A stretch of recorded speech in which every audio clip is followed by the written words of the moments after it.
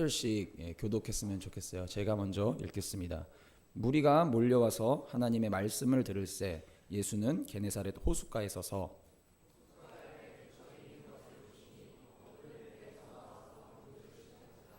예수께서 한 배에 오르시니 그 배는 시몬의 배라. 육지에서 조금 떼기를 청하시고 앉으사 배에서 무리를 가르치시더니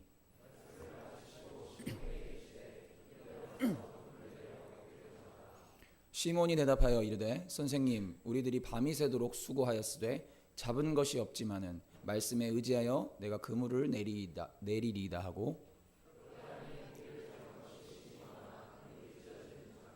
이에 다른 배에 있는 동무들에게 손짓하여 와서 도와달라 하니 그들이 와서 두 배의 체험에 잠기게 되었더라.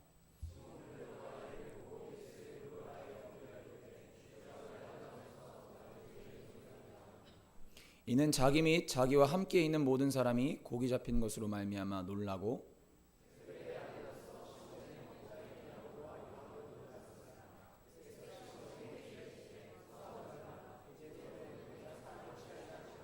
우리 다 같이 읽겠습니다. 그들이 배들을 육지에 대고 모든 것을 버려두고 예수를 따르니라. 아멘. 아멘. 부르심과 사명에 반응하라라는 제목으로 하나님의 말씀을 보도록 하겠습니다. 여러분 누구나 인생 가운데 기억할 만한 만남 있지 않습니까? 여러분들은 그런 만남이 있으신지 모르겠어요. 저에게는 그런 만남이 있습니다. 2016년 8월 22일 한 사람을 만났는데요. 몰랐어요. 저희 그 만남이 그렇게 특별한 만남이 될지. 저를 만나고 싶어하는 수많은 그 방사모 회원들, 여자들 중에 한 명이겠거니 생각했던 만남. 이날 바로 제가 저희 와이프를 만났습니다. 그녀를 만나고 제 인생이 바뀌었죠. 별로 반응이 없으시네요. 그런데 저에게는 이 만남보다 더 특별한 만남이 있습니다. 어떤 만남이냐면 바로 예수님과의 만남입니다. 제 인생을 송두리째 바꿔버린 만남. 어찌 특별하지 않을 수가 있겠습니까? 오늘 말씀에서도 이 특별한 만남이 등장합니다. 바로 예수님과 베드로의 만남이죠. 오늘 이 말씀을 통해서 예수님의 만남, 예수님과의 만남이 저와 여러분 모두가 경험할 수 있는 만남 됐으면 좋겠습니다. 아멘. 우리는 이렇게 특별한 만남이라고 생각하면 어떻게 생각하나요? 특별한 장소에서 아니면 이렇게 특별한 사건을 통해 이루어질 것이라고 생각하지 않습니까? 그런데 특별한 만남은 평범한 일상 속에서 찾아오는 경우가 많은 것 같아요. 마치 제가 저희 와이프를 만났던 것처럼요. 오늘 말씀에서 베드로도 그랬습니다. 5장 2절 말씀 한번 우리 읽어볼까요? 읽겠습니다. 호숫가에 배 두 척이 있는 것을 보시니 어부들은 배에서 나와서 그물을 씻는지라. 베드로가요 밤새 고기를 잡았어요. 어부였기 때문에 밤새 고기를 잡고 그리고 무태 나와서 이제 그 그물을 정리하고 있을 그때에 예수님께서 바로 이 베드로가 있던 자리에 오신 것이죠. 매일 일하는 그 일터에서 별로 특별할 것 없어 보이는 그 현장에서 예수님을 만났다라는 것입니다. 예수님은 오늘 우리에게도 이러한 방식으로 찾아오시는 것 같아요. 매번 드리는 특별할 것 없는 특별할 것 없어 보이는 이 예배의 자리, 그 자리가 그 자리가 될 수 있고요. 어쩌다가 해화역에서 누군가를 만났는데 하도 오라고 전화를 해가지고 나온 특별할 것 없어 보이는 이 자리가 예수님을 만나는 자리가 될 수 있다고 믿습니다. 아멘. 어쩌다가 오신 분들도 계신 것 같아요. 요즘 보니까 오늘 예수님을 만나는 시간 됐으면 좋겠어요. 아멘. 우리 옆 사람에게 이렇게 한번 고백해 봅시다. 예수님을 만납시다. 이날 베드로가 예수님을 만나는 장면이 이제 오늘의 본문 속에서 이렇게 기록되어 있는데 3절에서 5절까지의 말씀 우리 한번 다 같이 읽어 볼까요? 3절에서 5절까지의 말씀. 읽겠습니다. 예수께서 한 배에 오르시니 그 배는 시몬의 배라. 육지에서 조금 떼기를 청하시고 앉으사 배에서 무리를 가르치시더니 말씀을 마치시고 시몬에게 이르시되 깊은 데로 가서 그물을 내려 고기를 잡으라. 시몬이 대답하여 이르되 선생님 우리들이 밤이 새도록 수고하였으되 잡은 것이 없지만은 말씀에 의지하여 내가 그물을 내리리이다 하고. 베드로는 밤새도록 그물질을 했습니다. 그런데 그렇게 밤이 새도록 수고한 결과가 오늘 뭐라고 얘기하고 있죠? 잡은 것이 없었다, 아무것도 없었다라고 얘기하고 있는 것이죠. 그렇게 앉아서 빈 그물을 씻고 있는 베드로의 모습. 여러분 이 모습을 보면서 어떤 모습이 떠오르세요? 저는 이 모습을 보는데 우리 모습 같다, 우리 인생 같다라는 생각을 제가 하게 됐습니다. 우리 사회가 점점 더 바빠져요. 그렇죠? 막 너무 열심히 살아요. 시간이 갈수록 더 그런 것 같아요. 여유가 없어요. 서울은 특히 더 심한 것 같은데, 그래서 지방에서 이렇게 살다가 서울로 학교로 온 친구들이 굉장히 힘들어하고 차라리 학교 생활 포기하고 지방으로 가고 싶다 막 이런 얘기까지 할 정도로 많은 청년들이 그런 부분에서 힘들어하더라고요. 여유가 없어지고 점점 바빠지죠. 근데 모두가 열심히 살아가요. 그런데 여러분, 그렇게 열심히 살아간 여러분들의 삶의 결과가 무엇인지를 한번 보시겠습니까? 지난주에 한 자매를 만났어요. 근데 이 자매를 보면 달리기 위해 태어난 자매 같아요. 소주 달리고 맥주 달리고 너무 해맑은 미소로 저에게 얘기하면 술 약속가요? 이러면서 저에게 손을 흔들며 가는 그 아이의 머리를 때리고 싶었습니다. 네. 제가 물어봤어요. 그래서 야, 너 왜 그렇게 달리니? 도대체 왜 그렇게 달리니? 라고 물어봤는데 그 친구가 이렇게 얘기하는 거예요. 자기가 시간이 지나고 나중에 과거를 이렇게 회상해 볼 때 후회할 것 같다라는 거예요. 그래서 뭘 후회할 것 같냐고 물어보니까 자기의 젊은 날에 그렇게 막 즐겨보지 못하고 이게 막 달려보지 못했던 것을 후회할 것 같다라는 얘기를 이 친구가 하더라고요. 그래서 제가 물어봤어요. 그래, 그럼 네가 그렇게 지금까지 계속 달려왔잖아? 달려왔는데 그렇게 해서 네 삶에 남는 게 뭐야? 라고 물어보니까 그 해맑던 미소가 갑자기 싹 사라지면서 고민을 하는 그 표정으로 바뀌더니 그 친구가 이렇게 고백했어요. 허무함이요, 허탈감이요. 그때 잠시 잠깐의 나의 만족을 줄 수는 있지만 그 마음 가운데 너무 큰 공허함이 있다라고 그 청년이 얘기를 하더라고요. 만났던 한 청년은 그런 이야기를 했습니다. 자신은 원하는 학교로 왔대요. 열심히 공부해서 자기가 가고 싶은 학교로 왔대요. 그리고 원하는 친구들을 만났고 원하는 것을 다 이루면서 살아왔고 원하는 직장까지도 가질 수 있다라고 얘기를 하는데, 그런데 내가 다 준 것 같아서 이렇게 내 손을 한번 보면 아무것도 진 것이 없는 것 같은 그런 허무함이 자기 마음 가운데 있다라는 것이죠. 밤이 새도록 수고했는데 손에 빈 그물을 쥔 것 같은 인생. 베드로가 그랬던 것처럼요. 사랑하는 여러분, 혹시 여러분 마음 가운데 이런 허무함이 있으십니까? 이런 인생 가운데 예수님은 오늘 베드로를 찾아가셨던 것처럼 찾아오시는 줄 믿습니다. 아멘. 그리고 말씀하시는 거예요. 뭐라고 말씀하시냐면 깊은 곳으로 가서 그물을 내려라고 얘기를 하십니다. 근데 여러분, 이게 조금만 알면요, 이 상황적인 배경을 알면요, 이 말이 얼마나 어리석은 말인가 생각해 볼 수 있어요. 사실 깊은 데로 가서 그물을 내리라라고 하는 이 말은 이 지역 토박이이자 이 어업의 전문가였던 베드로에게는 어이가 없는 주문이었어요. 왠지 아십니까? 이 게네사렛이라고 나오는 이 호수는 갈릴리 호수인데요. 이곳에는 여러 깊은 곳에 사는 어종이 없어요. 깊은 곳에 사는 어종이 없고, 그래서 깊은 곳에서 그 누구도 그물질을 하지 않습니다. 그런데 예수님께서 나타나셔서 갑자기 깊은 데로 가서 그물을 던지라고 얘기를 하는 거예요. 전문가들이 항상 얕은 곳에서 그물을 던지고 그곳에서 수확을 하는데 어업을 모르는 예수님이 오셔가지고 갑자기 깊은 데로 가서 그물을 던지라. 이거 우스운 이야기지 않겠습니까? 근데 베드로는요, 이 말에 듣고 순종을 해요. 그래서 밤이 새도록 그물질에서 아무것도 남지 않았지만 제가 그물로 건진 것은 없지만 선생님이 말씀하시니까 제가 한번 해볼게요 라고 대답을 하지 않습니까? 그 이유가 뭐냐면 사실 예수님이 구세주다 이런 믿음은 있었던 건 아니에요. 근데 배에 올라오셔가지고 하는 말씀들을 들어보니까 뭔가 인사이트가 있고 내 마음 가운데 좀 지적인 동의가 조금 있는 것 같고 뭔가가 다른 범상치 않은 사람인 것 같다. 그리고 앞절에 보면은 무리가 따라왔다라고 하는데 헬라어 원어를 보면 수많은 군중들이 몰려왔다라는 뜻이거든요. 그렇게 수많은 사람들이 따라올 정도라고 하면 뭔가는 있겠지라는 생각으로 그런 의심 반, 믿음 반, 그 마음으로 그물을 던졌던 것이죠.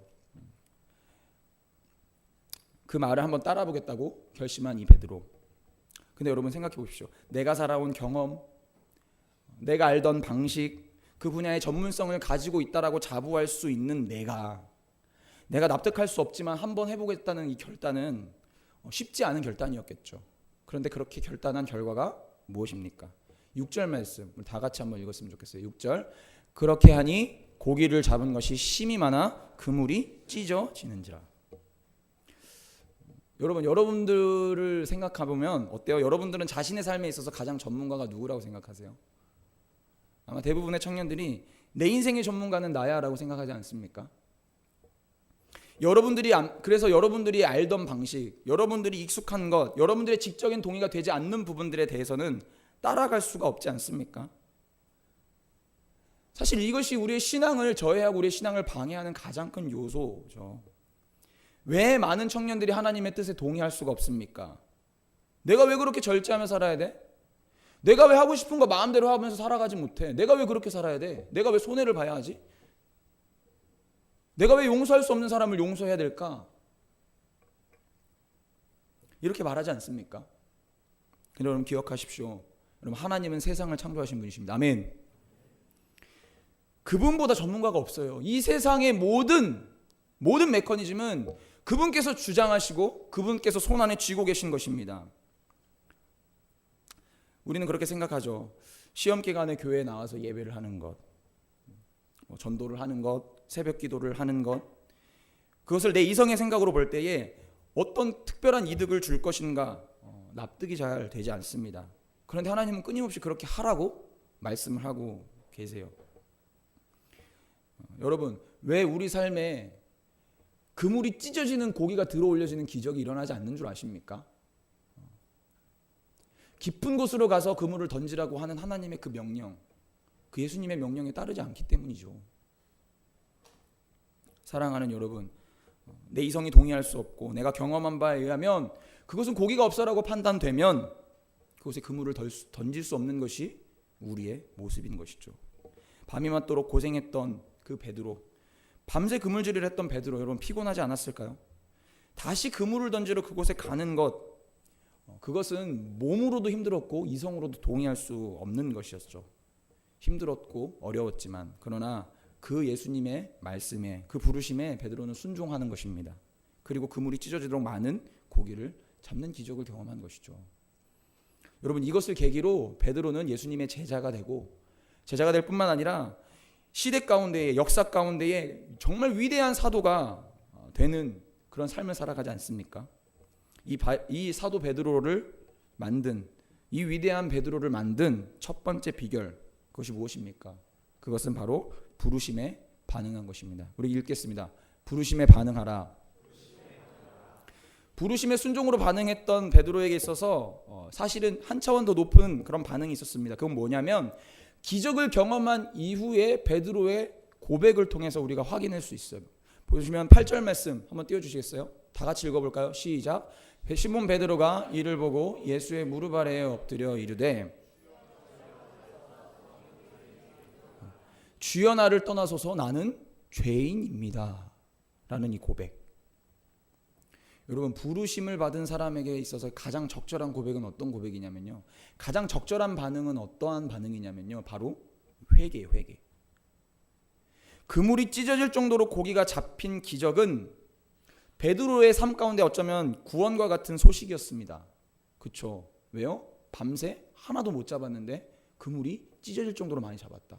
정말 구원과 같은 소식이지 않겠습니까? 그런데 왜 베드로는 이 기적을 경험한 이후에 내가 죄인입니다 주님, 나를 떠나 주십시오 라는 고백을 했을까요? 여러분 베드로는 그물이 찢어지는 기적을 봤죠. 그런데 그때요, 이 베드로가 예수님을 부르는 호칭이 바뀌어요. 처음에 뭐라고 고백했습니까? 선생님, 제가 그 명령을 따르겠습니다 라고 했던 이 고백이요, 갑자기 주여 라는 고백으로 바뀌어요. 어디에서 우리가 이걸 볼 수 있었죠? 요한복음 4장에 등장하는 사마리아 여인, 남편이 다섯 있었고 죄인이라고 사람들이 손가락질했던 그 사마리아 여인이, 그 수가성 여인이 어떻습니까?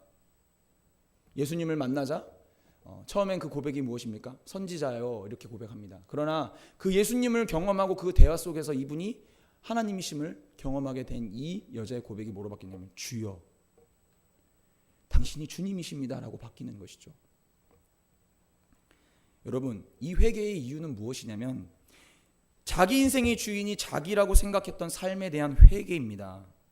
여러분 우리는 모두가 자신의 인생의 주인이 자신이라고 생각하며 살아가고 있지 않습니까?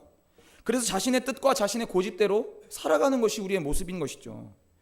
이 시대가 가장 많이 섬기는 우상의 이름, 그 신의 이름이 무엇이냐?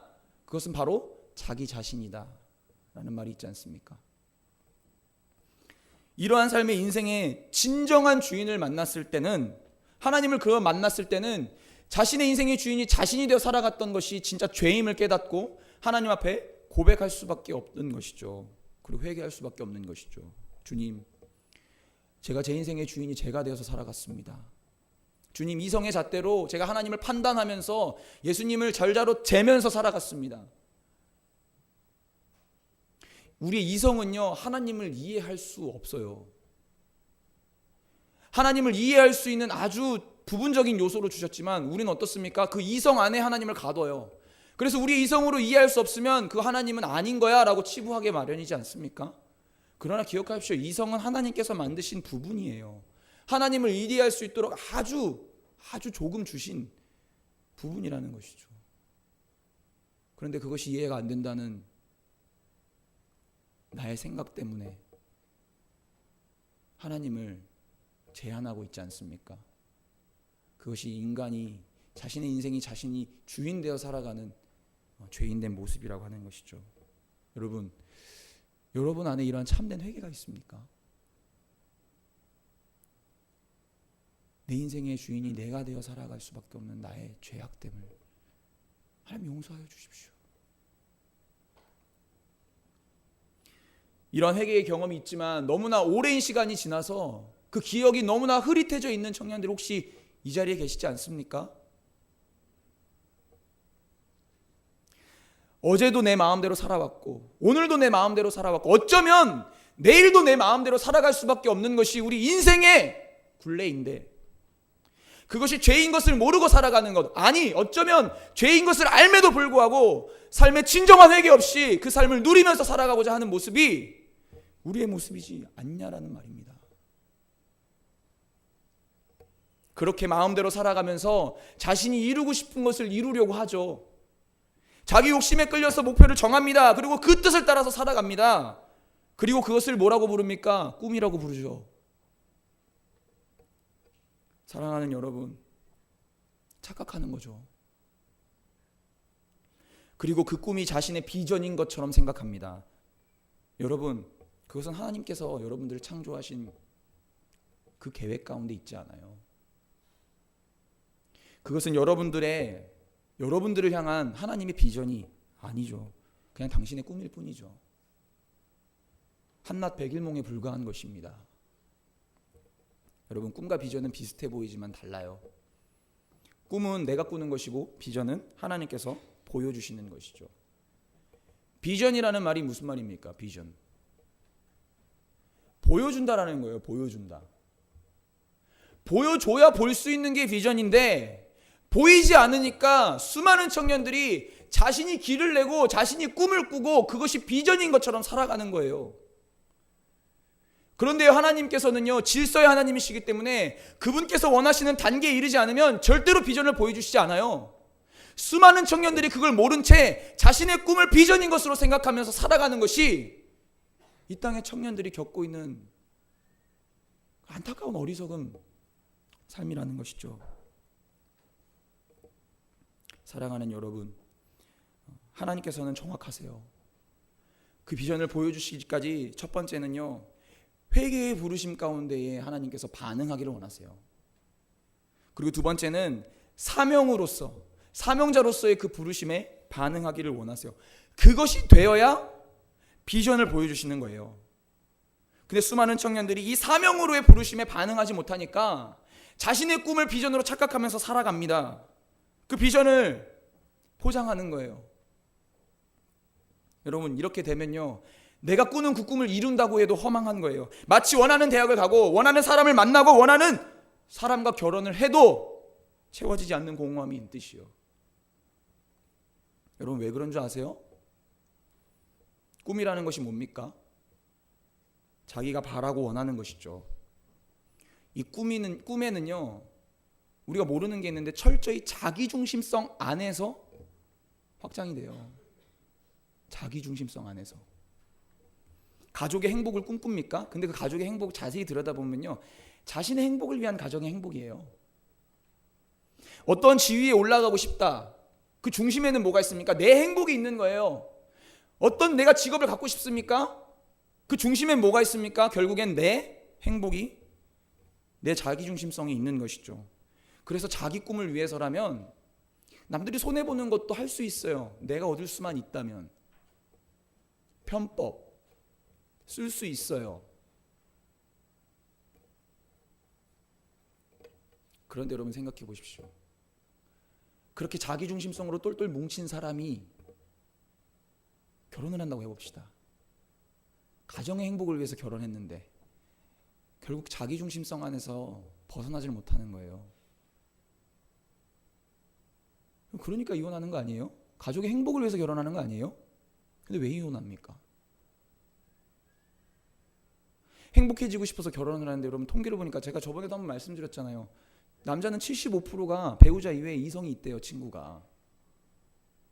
많은 청년들이 저한테 찾아와서 얘기합니다. 문자를 보고 깜짝 놀랐다고.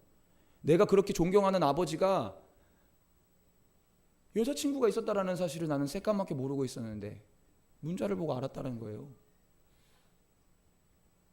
나한테 잘해줬는데, 우리 엄마한테 잘해주는 사람이었는데. 여러분, 자기중심성을 따라가는 삶은요, 그 꿈을 이룬다 해도 허망할 수밖에 없죠. 사랑하는 여러분, 그래서 꿈을 이루는 것은 공허한 것이죠. 꿈이 아니라 비전을 따라가야 됩니다. 아멘. 비전을 보기 위해서 우리가 먼저 사명을 따라가야 된다는 사실을 반드시 기억하는 여러분 되시길 소망합니다. 아멘. 그렇다면 이 비전을 보게 하는 사명, 이 사명이라는 것이 무엇일까? 여러분, 하나님은요, 각 사람을 향한 각각의 계획을 가지고 계십니다. 아멘. 우리 옆 사람에게 이렇게 한번 고백했으면 좋겠습니다. 하나님은 당신을 향한 어마무지한 계획을 가지고 계십니다. 하나님은 당신을 향한 정말 놀라운 계획을 가지고 계십니다.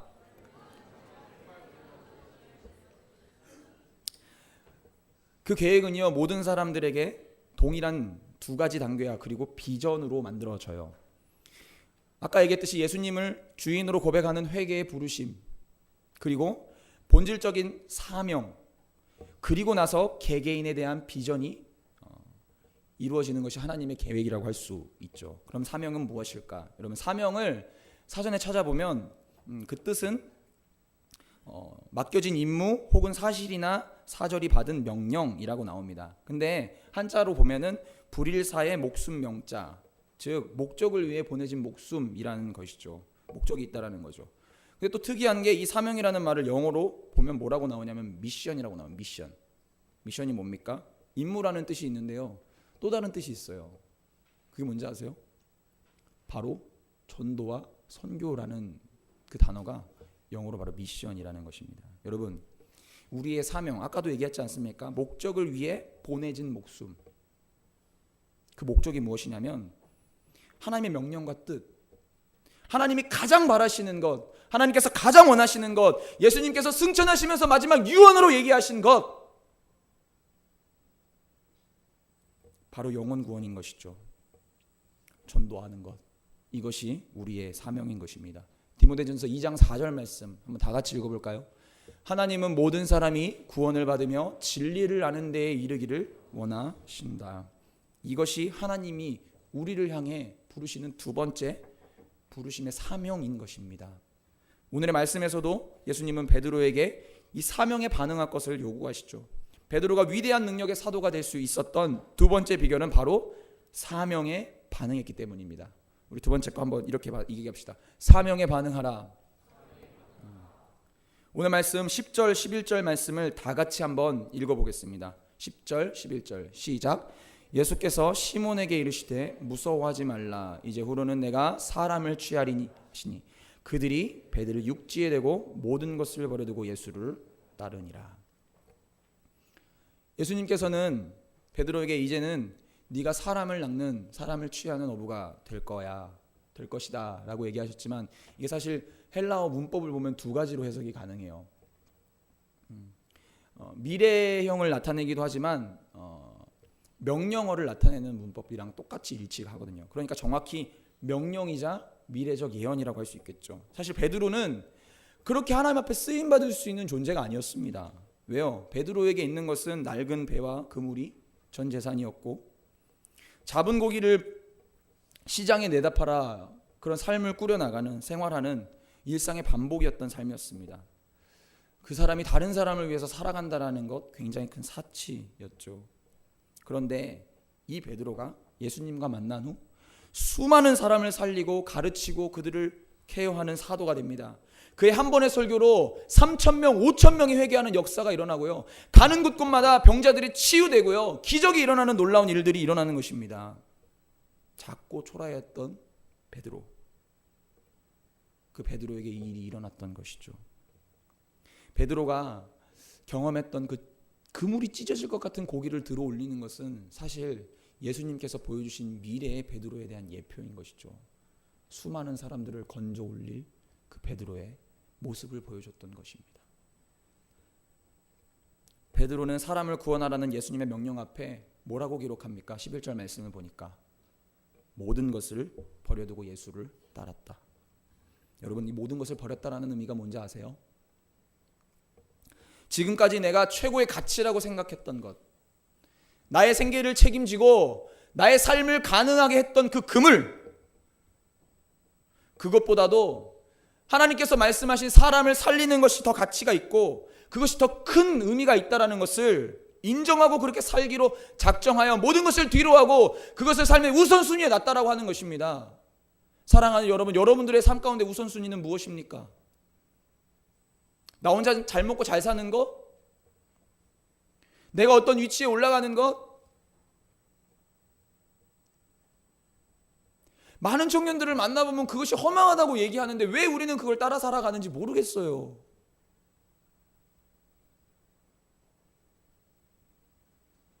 아무것도 아닌데. 사랑하는 여러분, 여러분 안에 이 사명이 회복됐으면 좋겠어요. 아멘. 행복한 사람들의 축제, 여러분 이거 맨날 우리가 하는 축제라고 여러분 생각하지 않습니까? 아, 시즌이 되면 또 하는구나, 또 하는구나. 여러분, 그런데요, 이 축제는 영혼을 구원하는 것 이전에 우리의 사명을 실행하는 축제예요. 여러분, 하나님께서 나의 삶의 비전을 보여주실 수 있는 그 사명을 감당하는 것이라는 말이에요. 여러분, 그렇게 생각해 본 적 있으세요? 이것이 내 사명이다. 여러분, 사실 우리가 먹고 마시는 모든 것을 하나님의 영광을 위해서 해야 된다고 하지 않습니까? 하나님의 영광이 무엇입니까? 주기도문 가운데 그렇게 고백하지 않습니까? 하나님의 뜻이 하늘에서 이루어진 것 같이 이 땅 가운데서도 이루어지게 해달라는 것이 우리의 주기도문 아닙니까? 그 뜻이 무엇입니까? 하나님 영광 받으시는 것이 무엇입니까? 스스로가 죄인임을 알 수 없는 불쌍한 영혼이 하나님의 전에 나와서 내가 죄인입니다라고 고백하며 하나님께 높이는 것, 하나님을 영광 돌리는 것이, 그것이 하나님께 영광 돌리는 것 아닙니까? 그것이 하나님 영광이 되는 것 아닙니까? 사랑하는 여러분, 저는 여러분 함께 하셨으면 좋겠어요. 아멘. 결과가 중요한 게 아니에요. 내가 그렇게 살아가고 있느냐가 중요한 거예요. 정말 열심히 전도했는데 영혼들 못 올 수 있어요, 없어요? 아, 있죠. 어떻게 오는 대로 다 옵니까? 저같이 잘생긴 사람도 그게 안 돼요. 주여, 안 돼요. 힘들어요. 그러나 내 삶 가운데 정말 그렇게 살아가고자 하는 열망이 있고 그렇게 살고 있느냐. 태도. 제가 항상 말하잖아요. 하나님은 중심을 보신다고요. 결과를 보시는 분이 아니에요. 내 삶의 태도를 보시는 분이신 거예요.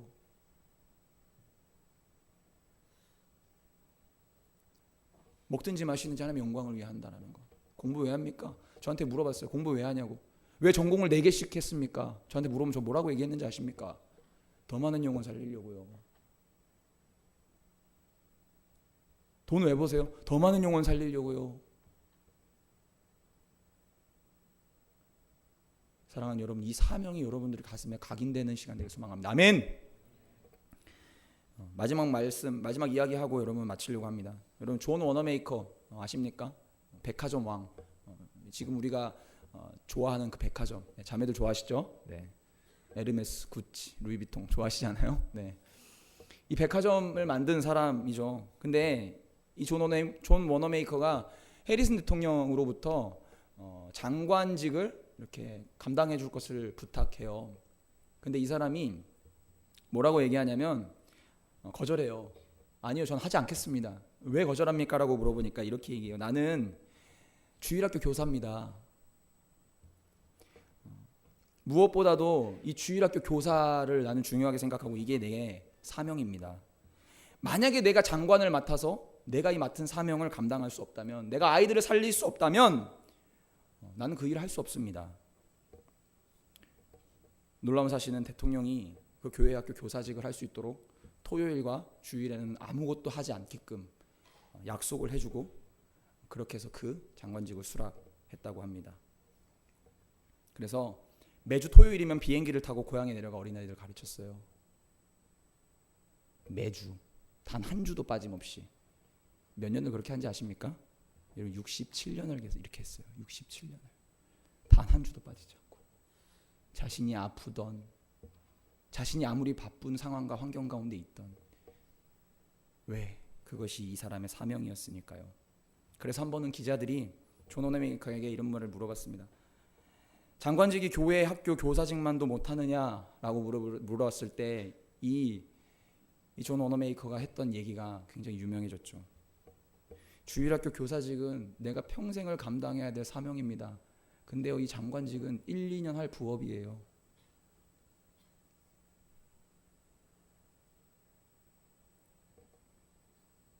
사랑하는 여러분, 어린 영혼을 살리는 것을 이 삶의 사명으로 생각했던 이 사람을 어떻게 쓰시는지 아십니까? 하나님이? 이 사람의 삶의 시작이 처음부터 화려했을까요? 아니요. 벽돌 공장에서 힘들게 일해야만 하는 아이였어요. 가족의 생계까지 책임질 수밖에 없는 열악한 환경 가운데 있는 아이였어요. 그런데 이 아이가 성경을 읽고 하나님을 알게 되기 시작하면서 마음 가운데 소망이 생긴 거예요. 내가 하나님의 뜻을 이루어드리고 싶다. 그러면 하나님께서 내 인생을 책임져 주시겠지. 영혼을 살리는 것, 사람을 살리는 것, 사람을 구원하는 것. 그래서 미국에서 가장 큰 주일학교가 세워집니다. 이 사람을 통해서. 그리고 67년간을 단 한 주도 빠지지 않고 주일학교 교사직을 감당하는 이 사람. 당신을 무엇이라 불렀으면 좋겠습니까? 장관이라고 불렀으면 좋겠습니까? 백화점 CEO라고 불렀으면 좋겠습니까? 라는 직업, 그 질문에 난 주일학교 교사입니다.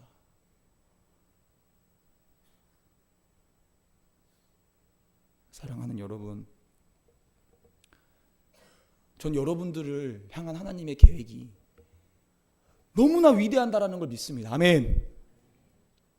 그런데요, 그 계획이요, 하나님은 질서의 하나님이시고 하나님 약속에 따라 움직이시는 하나님이시기 때문에 거스를 수가 없어요.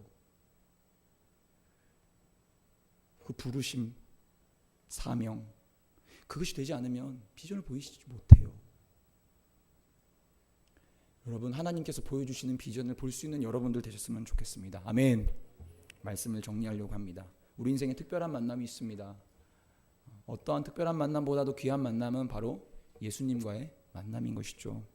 근데 이 만남 가운데 예수님 우리에게 우리의 삶을 정말 영화로운 삶으로 만드시기 위해서 두 가지에 대한 부분들을 요구하시는 거예요. 첫 번째는 그분의 부르심에 회개로 우리가 응답하는 것이죠.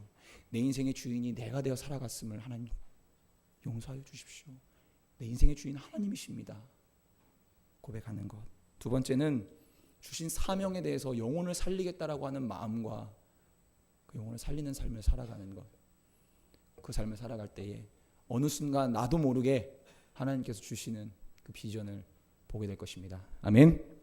우리 시간 찬양하며 기도하겠습니다.